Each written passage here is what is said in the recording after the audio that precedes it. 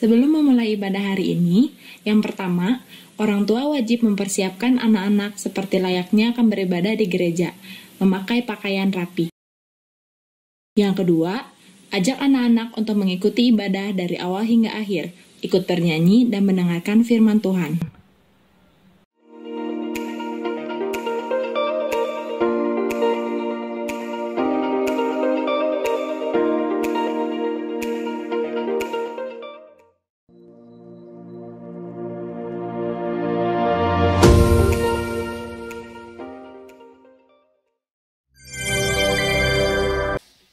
Shalom adik-adik Victory Kids. Selamat hari Minggu adik-adik. Bersyukur ya adik-adik, hari ini kita dikasih kesempatan lagi sama Tuhan kalau kita boleh beribadah. Nah sekarang kakak mau tanya kabarnya adik-adik, apa kabar? Gimana nih kabarnya? Pasti sungguh amat baik kan? Nah kakak Yolanda apa kabar? Sungguh amat baik. Asik. Nah kita mau memulai ibadah kita. Kakak minta buat adik-adik bangkit berdiri yuk. Kita mau sama-sama nyanyikan satu pujian setinggi-tingginya langit.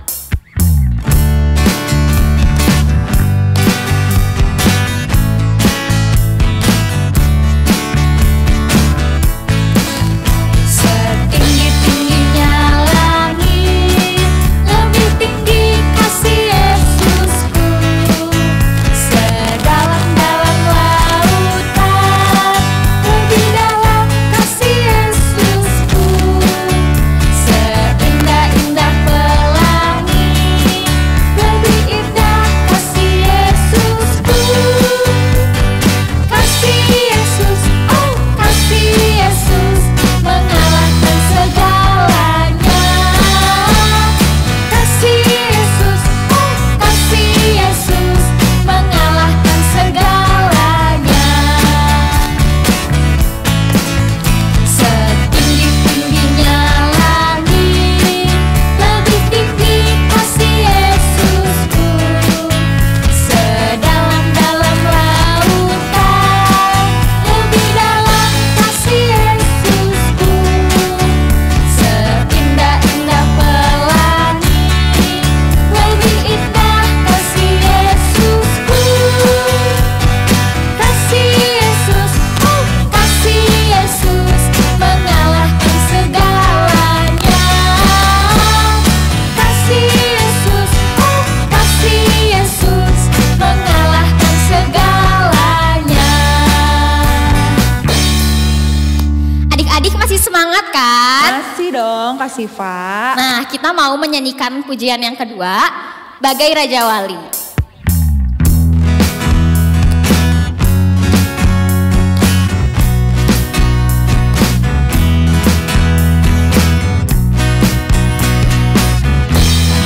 Aku ingin selalu berada di hadirat-Mu. Aku ingin selalu berlindung dalam naungan-Mu.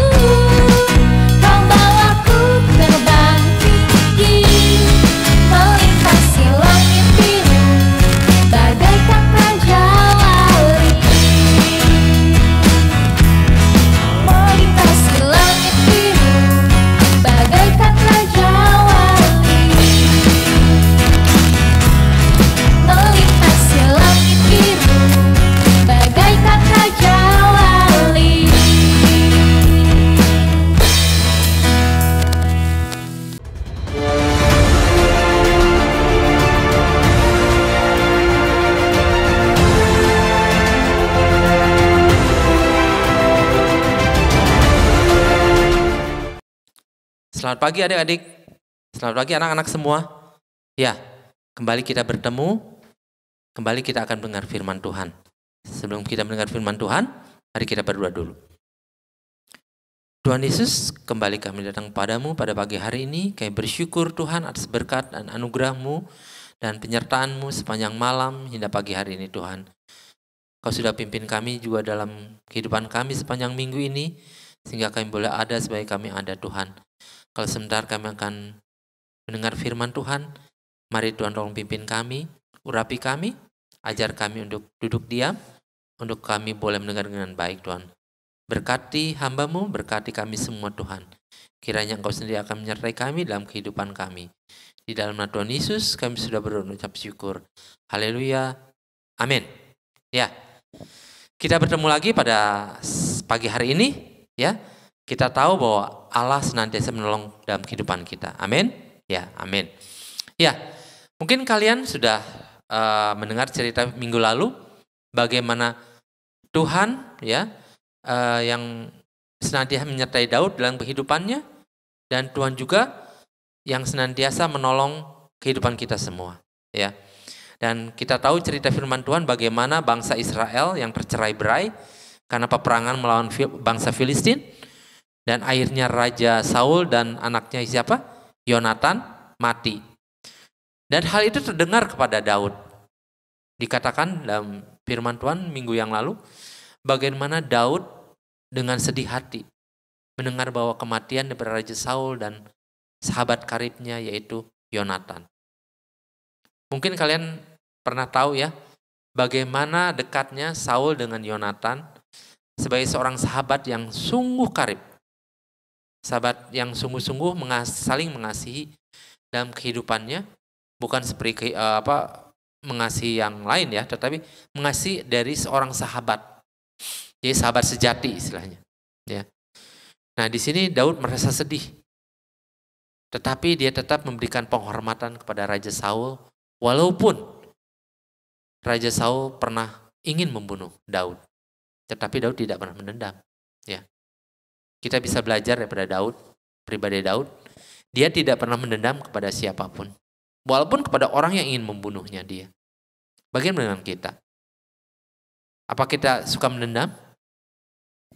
Misalkan dijailin oleh teman, apakah kalian suka mendendam? Kita belajar daripada Daud. Daud mau dibunuh, berkali-kali mau dibunuh. Tetapi dia tetap tenang, dia tetap tidak membenci Saul, dia tidak mendendam. Karena dia tahu bahwa Tuhan yang akan berperkara terhadap dia. Jadi Daud menyerahkan semua kekesalannya, segala sesuatu keluh kesahnya hanya kepada Tuhan. Dia senantiasa mencari Tuhan dalam kehidupannya. Ya, setelah Daud mendengar bahwa Raja Saul dan Yonatan sahabat karibnya meninggal, dia sangat sedih. Dia memberikan upacara peringatan kematian daripada mereka, dan Daud tetap memperhatikan keluarga mereka. Dan setelah semuanya itu berlalu, maka Daud untuk melanjutkan kehidupannya, ya, maka dia mencari Tuhan. Dia bertanya pada Tuhan. Ternyata Tuhan menjawab, kamu harus pergi ke Hebron. Nah, di sini ada satu pelajaran juga di mana Daud taat kepada Tuhan. Kata Tuhan pergi ke Hebron, ke kota Hebron, dia pergi ke sana. Dan di sana di kota Hebron Daud tinggal bersama keluarganya, bersama istri dan anak-anaknya, ya. Dan pada saat itu juga suku bangsa Yehuda, salah satu suku bangsa Israel, dua-duanya itu datang kepada Daud dan mengurapi Daud menjadi raja Yehuda. Ya. Maka akhirnya pada saat itu Daud menjadi raja daripada suku daripada Yehuda. Ya. Bangsa Israel pada waktu itu belum, ya. Tapi tak lama kemudian dua bangsa Israel yang lain, jadi suku-suku yang lain, ada berapa suku bangsa Israel? Siapa yang tahu? Ya betul, 12 suku. Nah, dari semua suku-suku yang ada itu, akhirnya dua-duanya datang kepada Daud di Hebron.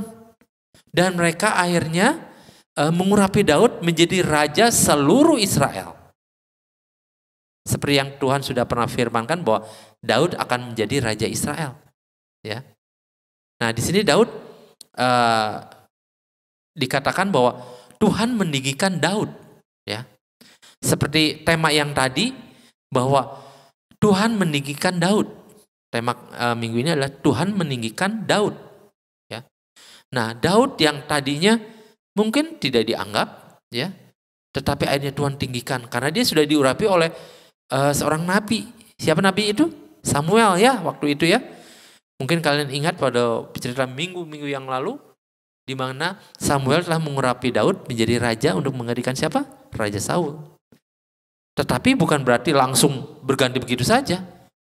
Itu ada prosesnya dan Tuhan ingin melihat bagaimana Daud menjalani semuanya itu. Ya. Ternyata Daud sungguh-sungguh menanti jawaban Tuhan. Dia tidak langsung menggulingkan Raja Saul. Sebenarnya bisa aja dia menggulingkan Raja Saul, tetapi dia tidak melakukan itu. Karena dia menunggu waktunya Tuhan.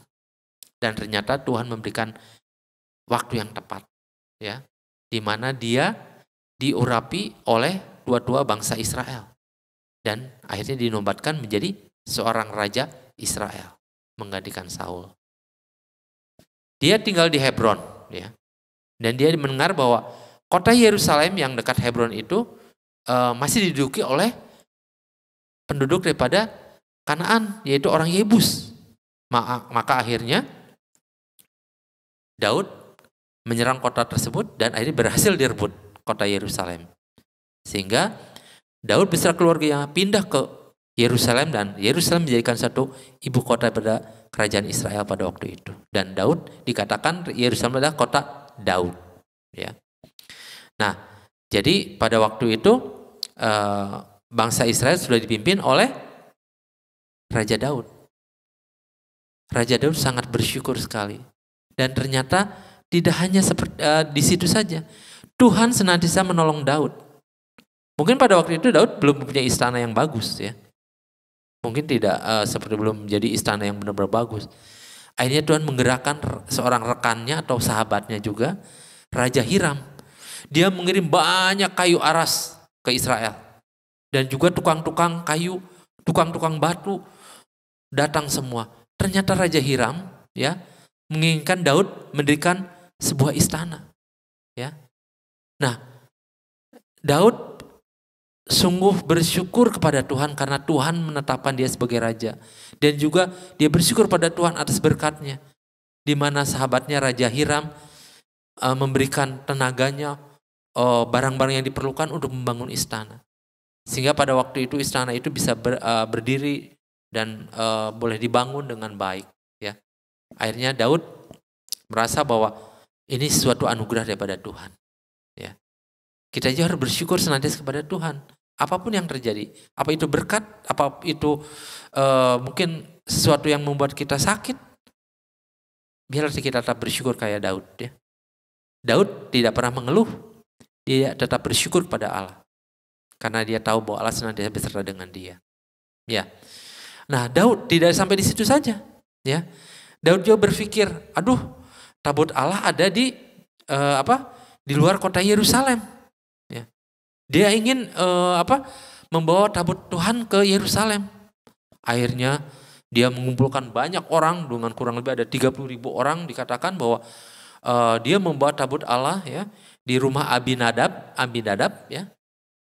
Dan dia di sana dikatakan bahwa di daerah Bel Yehuda, ya, dia mengambil tabut Allah, dia masukkan ke dalam kereta, dan kereta ditarik oleh lembu, ya.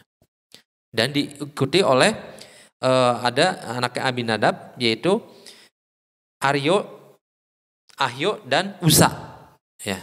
Dia yang menjaga tabut Allah supaya jangan dia jatuh atau tergelincir. Tetapi ingat nggak kalian, waktu di dalam Musa, waktu di padang gurun, bagaimana tabut Allah itu harus dibawa oleh apa? Ya, bukan oleh kereta, tetapi oleh apa? Oleh digotong oleh orang, para imam, ya. Nah, di sini ada satu kecerobohan daripada Abinadab dan anaknya, yaitu Ahio dan Usa. Dia membawa tabut Allah dengan kereta. Sehingga pada suatu saat ketika Raja Daud bersuka cita karena dia akan membawa tabut Allah ke Yerusalem, tiba-tiba kereta yang membawa tabut Allah itu tergelincir. Dan tabut Allah akan jatuh. Maka di situ karena Usa yang dekat dengan tabut Allah, dia memegang tabut Allah. Dan ternyata di situ Tuhan sangat marah, ya. Dan akhirnya Tuhan membunuh Usa pada saat itu di situ juga. Sehingga terjadilah ketakutan yang sangat luar biasa terhadap semua yang ada orang di situ, termasuk Raja Daud. Karena Tuhan begitu marah karena Usa mengelurkan tangannya atau menahan tabut Allah supaya jangan jatuh. Nah, di sini Tuhan ingin menyatakan bahwa kecerobohan atau ketidaktaatan akan mendatangkan suatu kebinasaan. Jadi, jangan sekali-sekali kita tidak taat kepada Tuhan atau tidak mau dengar-dengar kepada Tuhan. Kalau Tuhan sudah marah, kalau Tuhan sudah mau menghukum, itu nggak ada artinya kita di hadapan Tuhan. Karena itu Tuhan menginginkan ketaatan kita.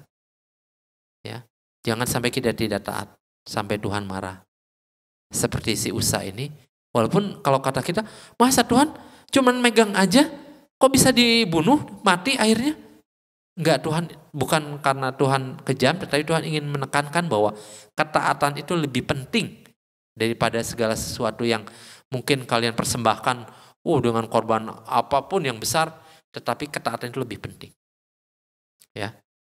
Akhirnya Daud sangat ketakutan sehingga dia tidak berani membawa tabut Allah itu dibawa ke Yerusalem. Akhirnya tabut Allah dititipkan di rumah Obed Edom selama 3 bulan.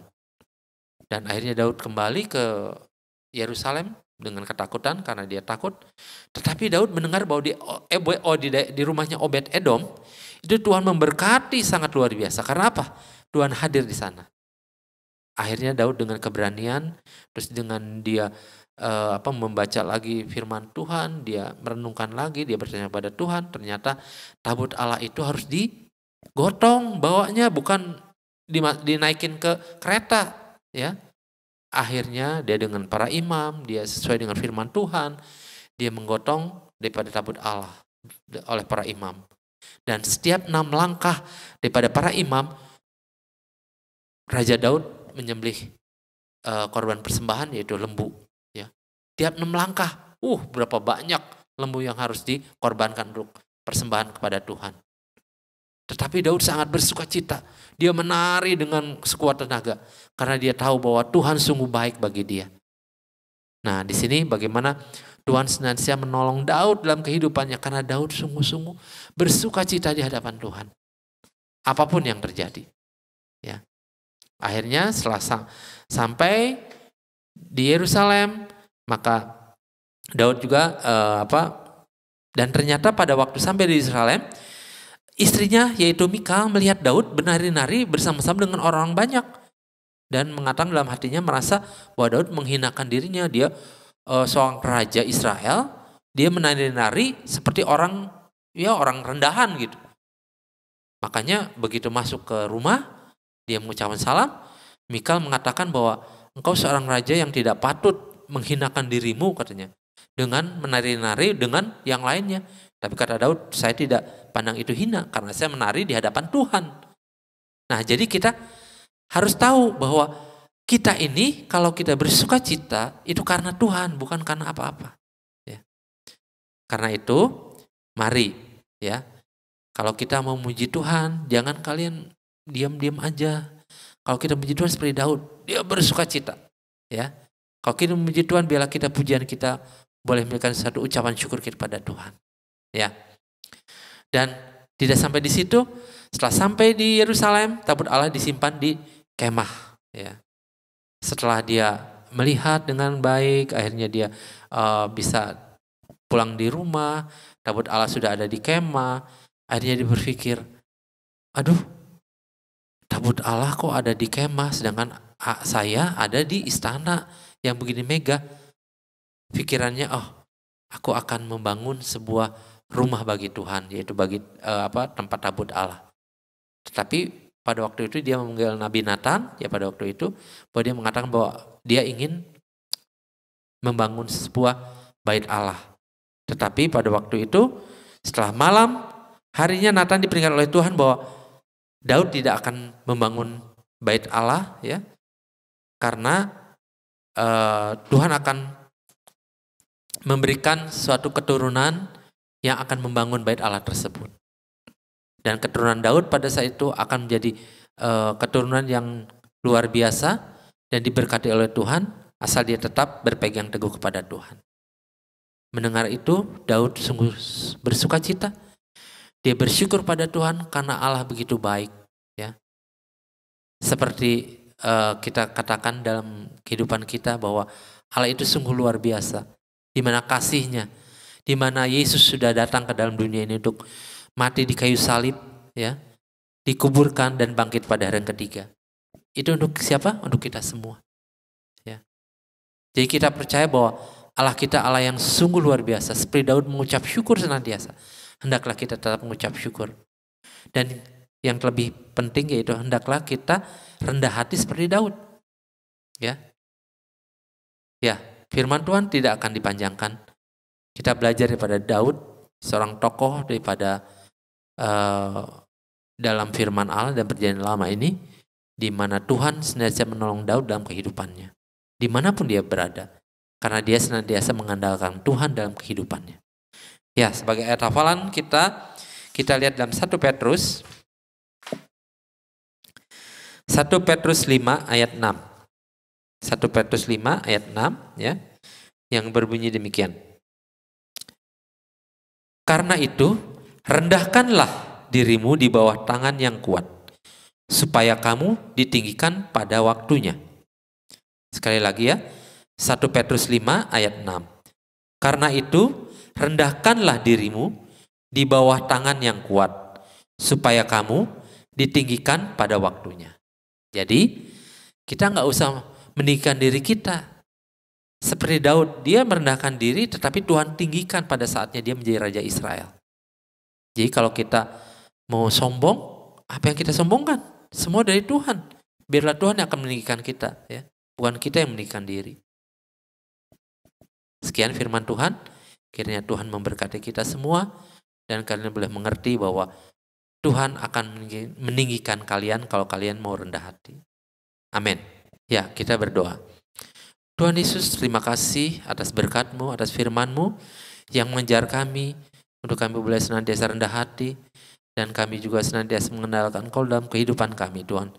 Seperti Raja Daud, Tuhan, yang senantiasa rendah hati dan mengandalkan Engkau dalam kehidupannya. Biarlah kami senantiasa dalam kehidupan kami boleh dengar-dengaran kepada Engkau, Tuhan. Ajar kami untuk kami senantiasa menjadi berkat bagi banyak orang, Tuhan. Terima kasih Tuhan Yesus, berkati kami sepanjang minggu ini dalam sekolah kami, walaupun kami masih online. Biarlah Engkau sendiri akan memberkati kami, berkati guru-guru kami, berkati orang tua kami, berkati semua yang ada dekat dengan kami, Tuhan. Terima kasih Tuhan Yesus, kembalikan minggu depan kami boleh bersekutu di tempat di online ini, Tuhan. Kiranya Engkau sendiri akan memberkati kami semua, Tuhan. Terima kasih Tuhan Yesus, terima kasih. Kiranya anugerah dari kasih karunia dari Tuhan Yesus Kristus, serta persekutuan daripada Roh Kudus akan menyertai kita mulai hari ini sampai hari Maranatha Tuhan Yesus datang kedua kali menjemput kita yang setia. Amin.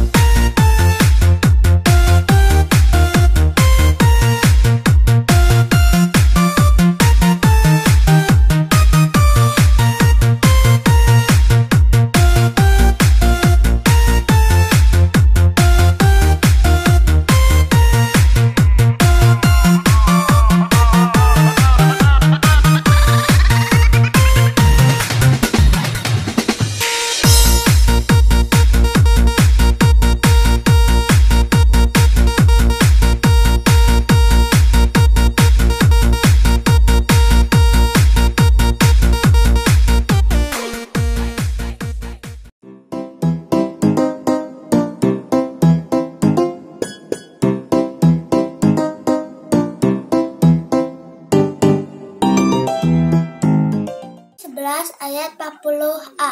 Sebab Allah telah menyediakan yang lebih baik bagi kita. Terima kasih. Ibrani 11 ayat 40a.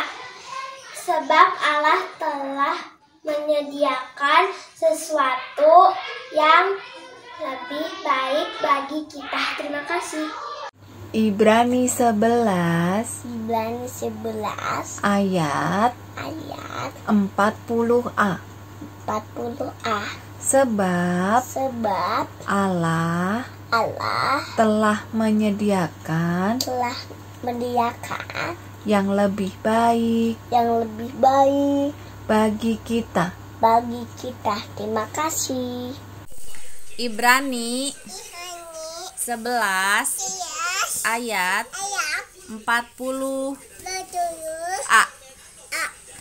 Sebab Allah telah menyediakan sesuatu yang lebih baik bagi kita.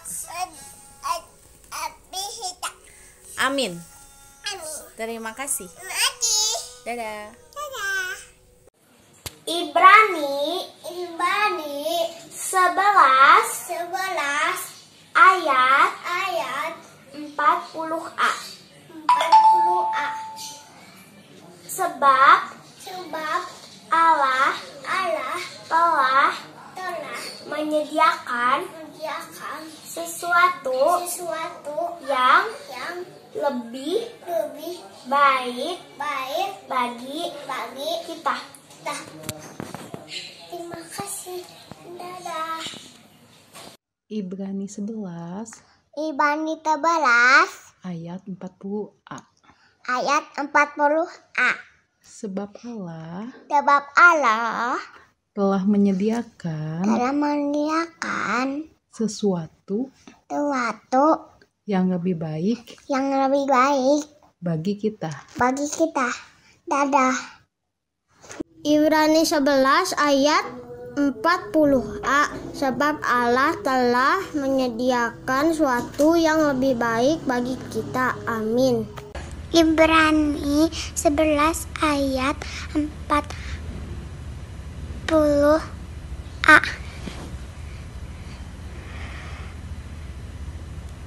Sebab Allah telah menyediakan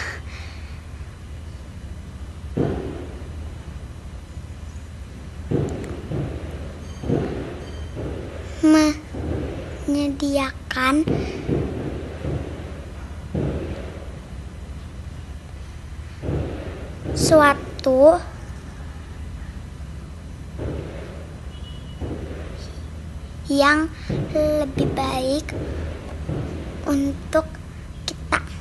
Bye-bye. Ibrani 11 ayat 40a. Sebab Allah